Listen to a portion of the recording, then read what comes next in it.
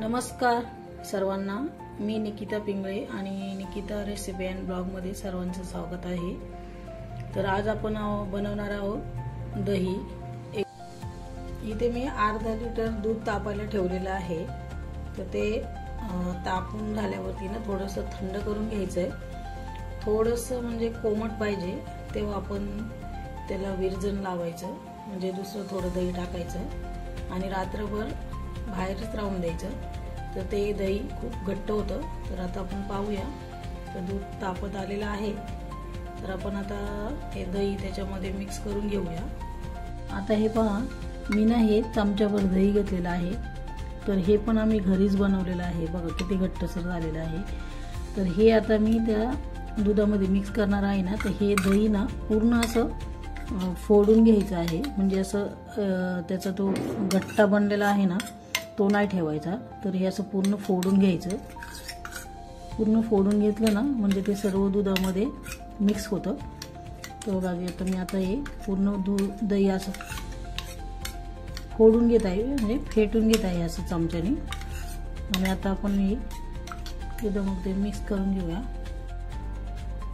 हे पहा, दूध आपलं आता एकदम असं नॉर्मल कोमट झालेलं आहे। तर आपण याच्यात बोट बुडून बघायचं तो जास्त गरम नाही आहे का, तर हे बघा। तर आता आपण याच्यामध्ये दही मिक्स करून घेऊया। तर मी इथे स्टीलचा डबा घेणार आहे। तुमच्याकडे काचेची बरणी असेल तर तुम्ही त्याच्यात पण करू शकता, किंवा छोटा माठ म्हणजे तो मडका असतो तो घेतला तरी चालेल, त्याच्यात तर खूप छानच होतं। स्टीलचा डबा घेतलेला आहे। आता याच्यामध्ये ना दूध ओतून घेते।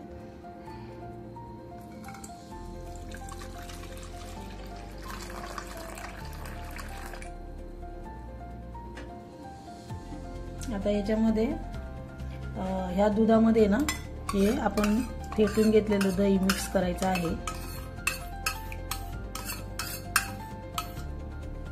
आणि असं फिरवून घ्यायचं, म्हणजे ते दही एका जागी थांबणार नाही आणि पूर्ण व्यवस्थित असं पसरलं जाईल सगळ्या दुधामध्ये। आणि हे आता मी डब्याला झाकण लावून ठेवणार आहे आणि रात्रभर बाहेरच ठेवायचं आहे। तर सकाळी ते खूप घट्टसर होतं। तर आपण नंतर हे आता कसं होतंय ते पाहूया। हे आता याचं झाकण आहे डब्याचं, तर मी आता हे पॅक लावून ठेवलेलं आहे। ते रात्रभर मी आता हे बाहेर ठेवणारच आहे, फ्रीजमध्ये नाही ठेवणार। मी झाकण लावून घेत आहे आणि रात्रभर बाहेरच ठेवायचं आहे, फ्रीजमध्ये ठेवायचं नाही। तर पाहूया कसं होते ते दही। हे पहा किती छान दही तयार झालेलं आहे, एकदम घट्टसर असं दही तयार झालेलं आहे।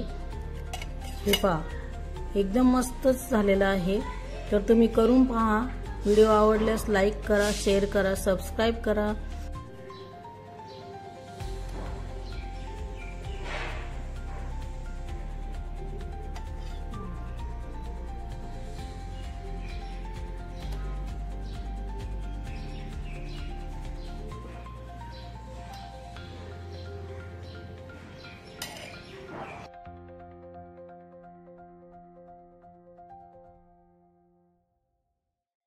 मैत्रिणींनो, तुम्हाला हा व्हिडिओ कसा वाटला कमेंट करून सांगा व्हिडिओ पाहून, आणि माझ्या चॅनलला सबस्क्राईब करा नवनवीन व्हिडिओ पाहण्यासाठी। आणि व्हिडिओ पाहिल्याबद्दल धन्यवाद। तोपर्यंत बाय बाय।